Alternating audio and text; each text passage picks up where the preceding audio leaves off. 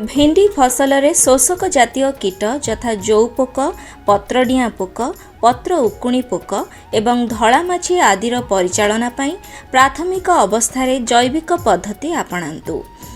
एथिपाई एकर प्रति 600 मिलीलीटर निम्ब जातीय कीटनाशक 1500 ppm को 200 लिटर पानी रे मिसाई सिंचन करंतु।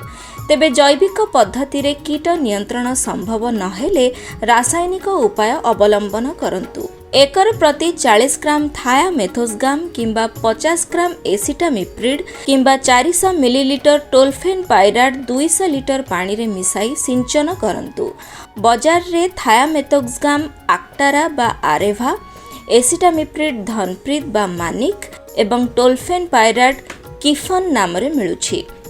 भेंडी फसल रे कांड और फलबिंधा पोकर आक्रमण देखादेले आक्रांत गछर अग डालटी झाउली पड़े एवं परे यह सुखी जाए। फूल और कढ़ गुड़िक झड़ी जाए। सुक गुड़िक फल को कणा कर दियंती। एहार परिचालना पई प्रथमे जमीरु आक्रांत डाल, पत्र और फल गुड़िक संग्रह करी कियारीठू दूर रे नष्ट कर दियंतु।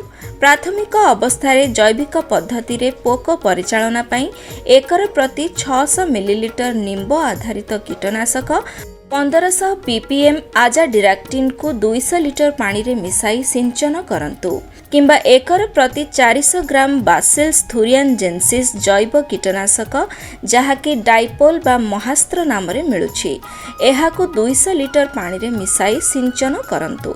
रासायनिक उपाय रे परिचालना पई एकर प्रति 80 ग्राम इमामेक्टिन बेंजोएट किंबा 80 मिलीलीटर क्लोरांट्रानिलिप्रोल 300 मिलीलीटर पाइरिडालिल कीटनाशक को 200 लिटर पानी रे मिसाई सिंचन करंतु।